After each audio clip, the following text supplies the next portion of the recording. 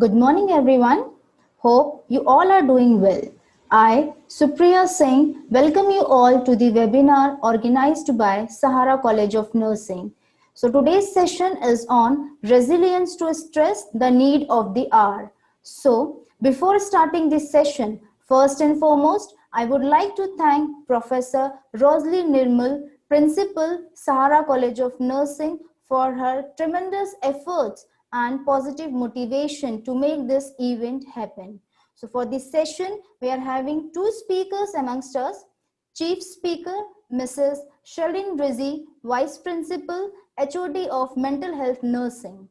She will be dealing with introduction, definition and types of stress and stressors, challenges faced by students in today's scenario, general adaptation syndrome, effects of stress.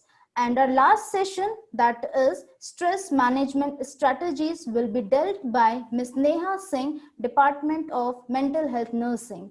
Now, I would like to invite Mrs. Shalin Rizzi to proceed the session. Good morning, students. How are you all doing? Okay, so before starting the webinar, I have a question for you all. Is there anything which is causing discomfort, anxiety, tension, or worries in your lives during this COVID-19 pandemic situation? You need not to answer me. Just think over it. And I assume that there will be a long list of such things, isn't it? Yes. Some of you may be anxious about your online classes and the examinations.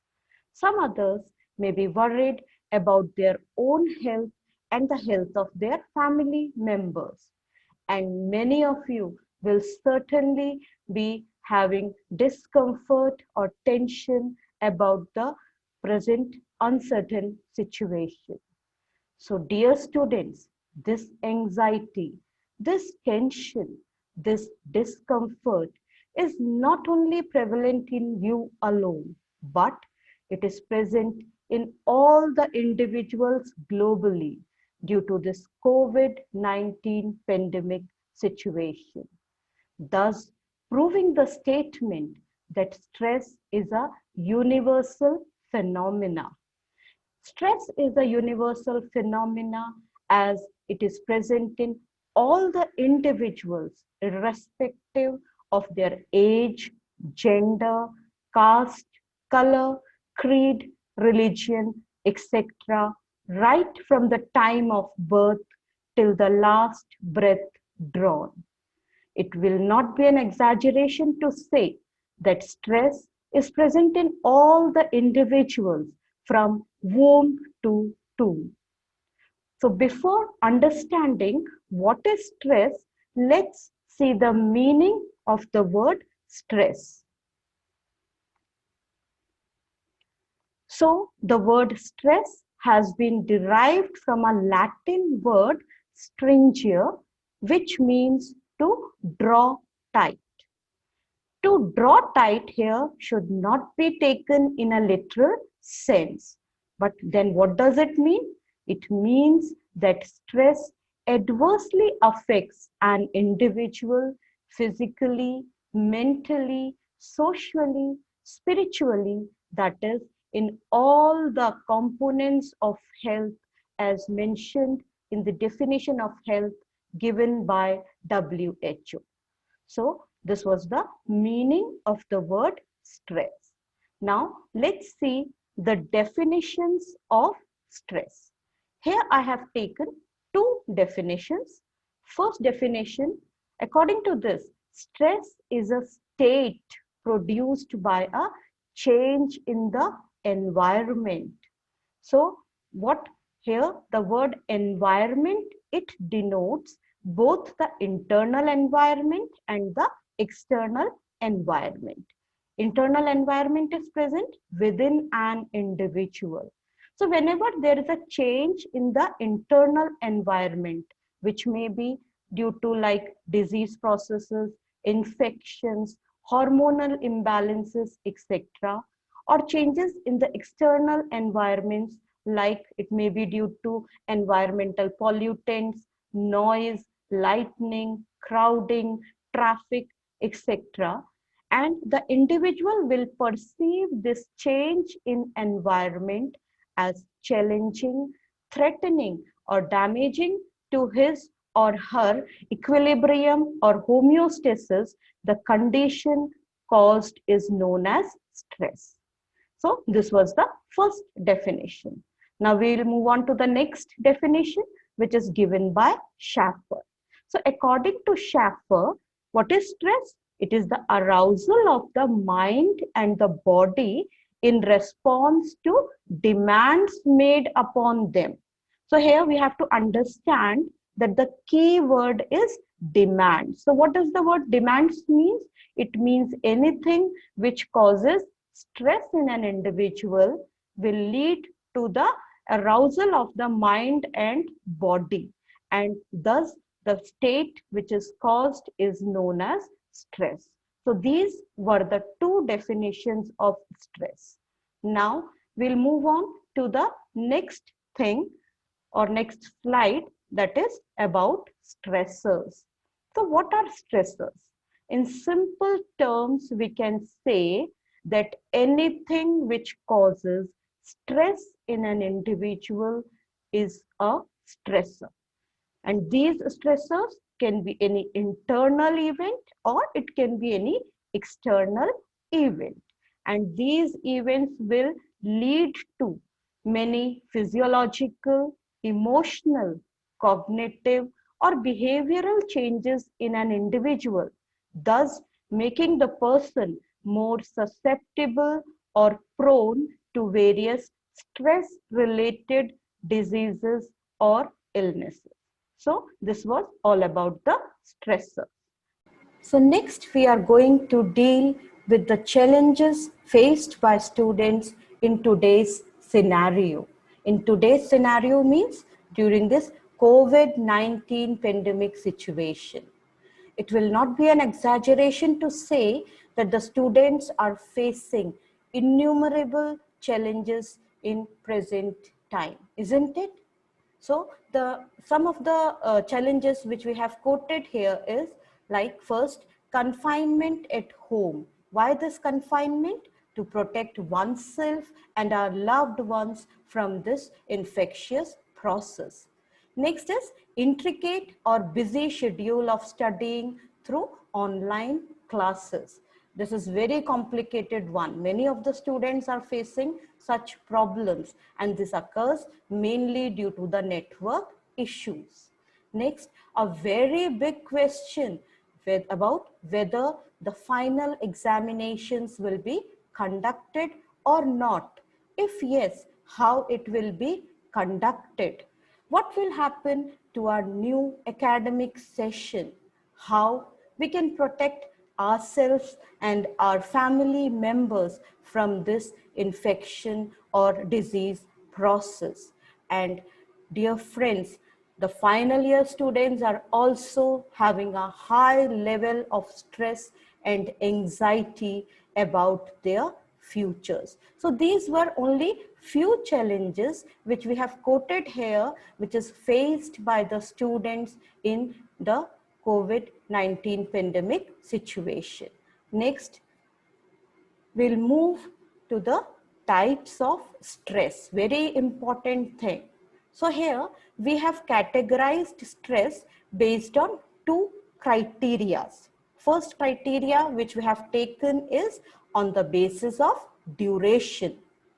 And second criteria is on the basis of nature. So on the basis of duration, the stress is divided or categorized into two main types. Firstly, acute stress and second is chronic stress. So what is this acute stress?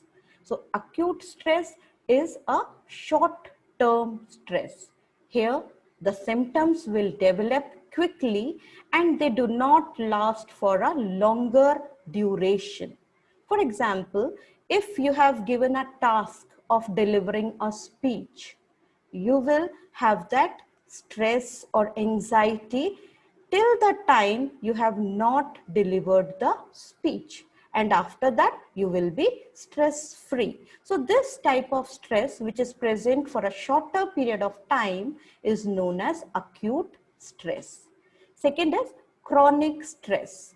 Chronic, as the word indicates, for a longer duration. So chronic stress is a condition which prevails for a longer duration of time and arises from the stressors which don't seem to go away. Here we can take examples of a dysfunctional family or a stressful job, which means that here the stress will continue for a longer period of time of your life. So second criteria was on the basis of nature. So on this criteria, the stress is again categorized into two, that is eustress, also known as the good stress or the positive stress. And the second one is distress, also known as bad stress or the negative stress. So first we'll see what is a eustress. So this type of stress have beneficial effect on our health. It motivates us and it increases our performance and the well-being. That means it helps us to increase our creativity, problem solving ability, and makes us satisfied in our lives. For example, if you have been told that tomorrow you are going to have an examination, what will be your reaction? There will be a stress factor which will be prevalent there. But this stress is important for you because it will motivate you to study hard and to get good marks in your examinations. So that is a kind of good stress which has increased our creativity and the problem solving ability. Now the second type is distress. As already said, it is a bad stress or a negative one. So this type of stress has all the negative implications. For example, we can say that the increasing number of COVID-19 cases, they are causing distress in each and every individual globally. So this type of stress is not motivating us. This type of stress is not increasing our creativity or the work performances. So these were the two types of stress. Next, so students, next we are going to discuss about the general adaptation syndrome. This theory was given by Hans Selye, who is well known as the father of stress theory. So what is this general adaptation syndrome? It is the body's immediate physiological response to any stressor. When stress appears, it stimulates the hypothalamus to initiate the general adaptation syndrome. Now, this general adaptation syndrome, it includes three stages.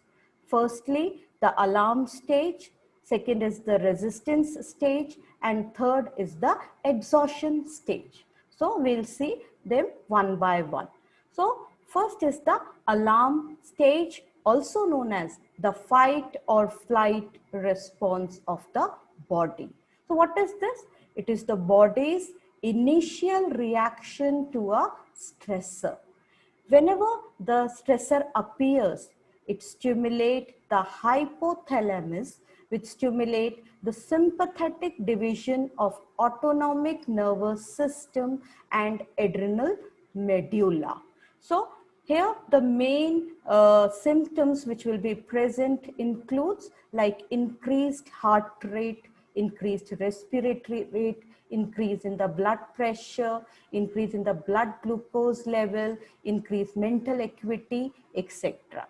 Here we can take an example that if I'm saying that tomorrow I'm going to take a unit test or a class test, what will be your response initially to this announcement? You will feel stressed. Many of you will show these or feel these symptoms in themselves. So this is our body's initial response to a stressor. And if the stressor, it poses or an extreme threat to life, or it remains for a longer duration of time, the person will progress to the second stage, that is the resistance phase. So what happens in this second stage? In this stage allows our body to continue fighting a stressor for a longer period of time.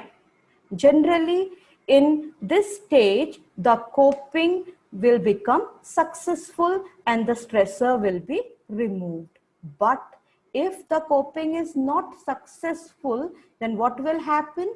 The person will move on to the third stage, that is the exhaustion stage. So what happens in this exhaustion stage? Exhaustion, the word itself means that the energy reserves are depleted. So this we can see in this particular stage. In this stage, the body can no longer resist the stressor as all its resources has been depleted. So what will happen because of this? The cells will start to die and the organs weaken, leading to the increased susceptibility of the individual to various diseases and illnesses.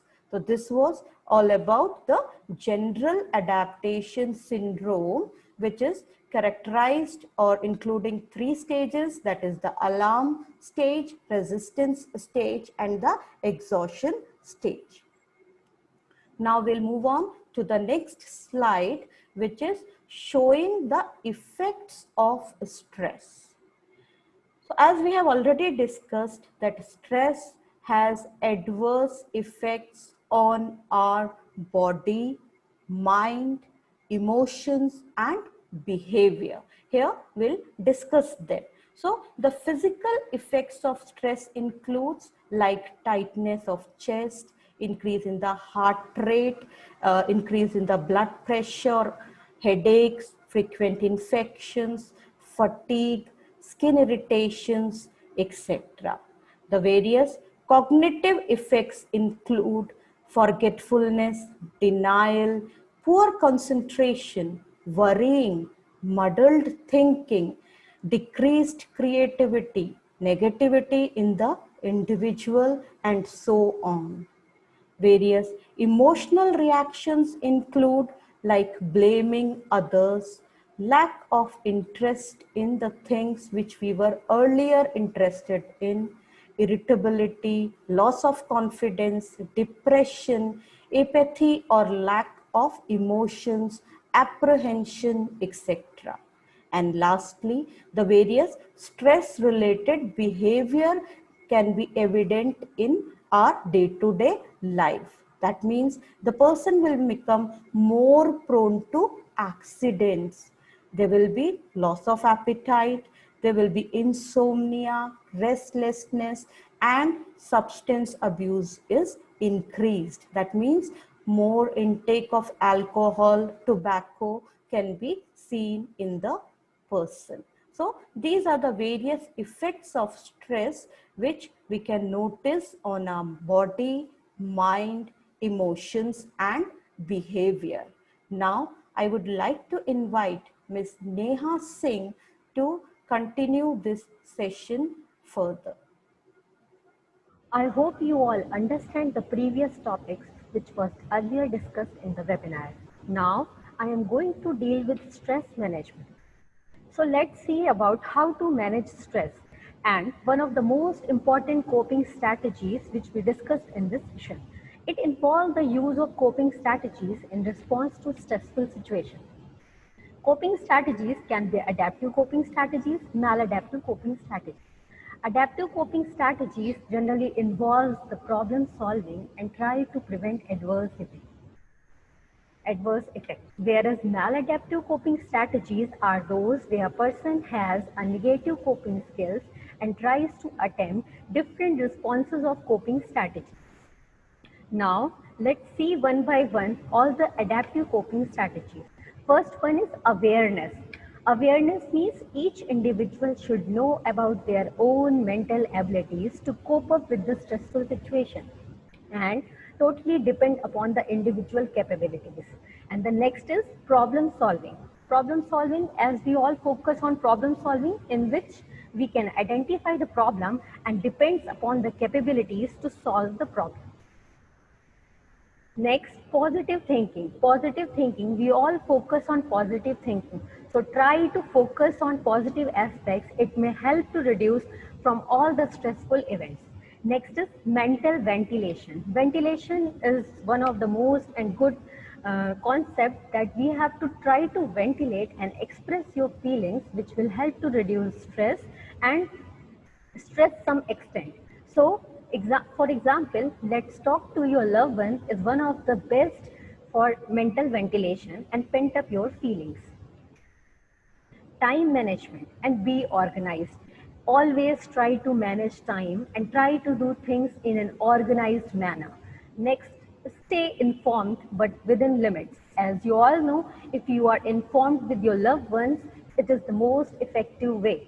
So always getting information that is possible you can get from your trustworthy and stop and limiting fake news. Regular physical exercise. As you all know, it is very good for health. So you will all also do like brisk walk, jogging, swimming. There are so many more on. So you all also involve in your sports like badminton, tennis, and also play indoor games like carom, ludo, etc. Eat healthy and nutritious food. Eat healthy is, everyone knows eat healthy is one of the most aspect of your health, mental health and your healthy state. So drink plenty of water, at least 2 to 3 liter per day. Eat balanced diet. Add some citrus fruits like orange, lemon, gooseberry to boost up your immunity. Adequate sleep and rest. Make a goal and go to bed and strive for 7 to 8 hours proper sleep and adequate sleep, which is good for your health, and also take proper rest. Soothing music. Soothing music is one of the effective for relaxation. As you all like music, so start focusing on to de-stress the stress, start focusing on music. It will help to become more optimistic and positive about your life. Pursue your hobbies. As everyone have their different kind of hobbies to do work in a free time. So you can balance your day with varieties of activities. You can make a list of proper activities and doing daily like drawing, singing, dancing, etc. Diary writing. Diary writing, the one of the best and the one most revealing way of stress is to maintain your own daily diary. It will help in the ventilation of your feelings. Humor and laughter. As you all know, laughter therapy is one of the good therapy, and it is also a modern exercise which involves and reduce your stress and anxiety and depression and boost up your immunity. Pets. Everyone like pets. It reduces and increases attachment towards the social attachment towards the other individuals, and also involves in positive thinking and also reduces the loneliness of the individual. Spirituality. Spirituality is one of the most important in which you may help to uncover your all the feelings meaningful of your life. So you all have to focus on more important and reduce and eliminate stress. Guided imaginary. Guided imaginary, it is a meditation in which help us to use your own visualization and take your own calmness and peaceful mind where you have to sit and practice it. It is a simple relaxation technique that help you to manage stress. Next, yoga. Yoga. Everyone know yoga is a mind-body practice that helps to reduce stress, boost your immune, and lowers your blood pressure and lowers your heart rate. So start practicing yoga daily for at least 30 minutes in a day. Meditation. Meditation is more focusing on your attention. one of the most important thing is the exclusion of all the thoughts and sit calmly and attain a peaceful environment. It restores the body to a calm state, helping the body repair itself and preventing and damaging from your physical effects of stress. Deep breathing exercise. As you all know, deep breathing exercise is very effective for your health. So sit calmly in a proper chair.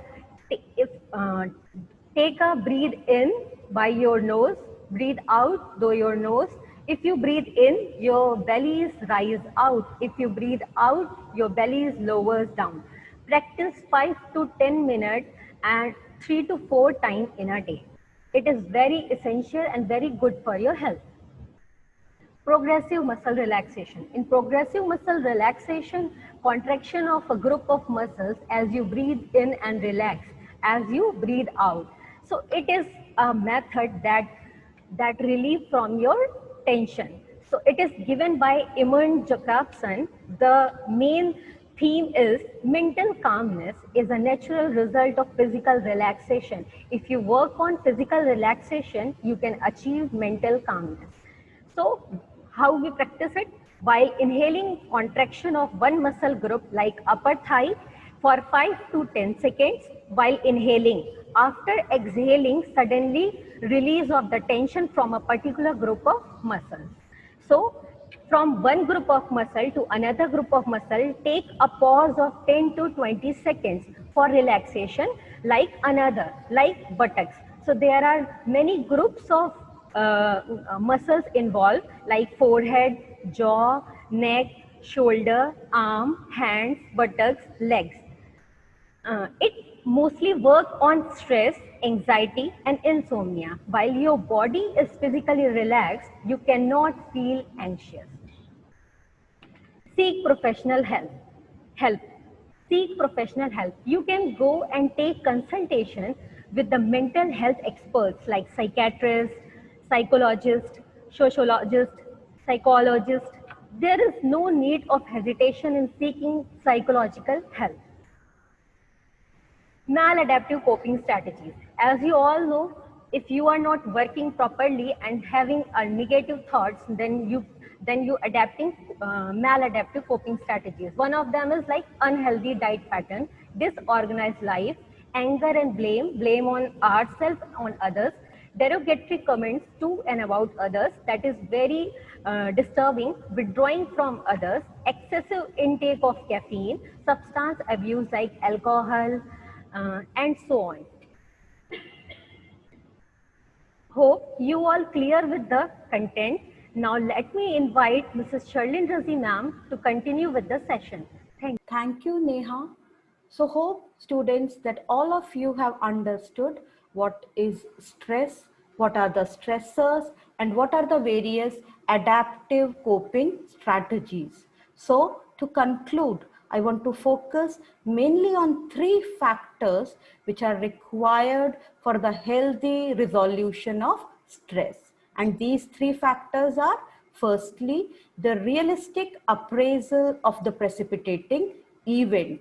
Secondly, the availability of adequate support system. And thirdly, the use of adaptive coping strategies instead of the maladaptive one.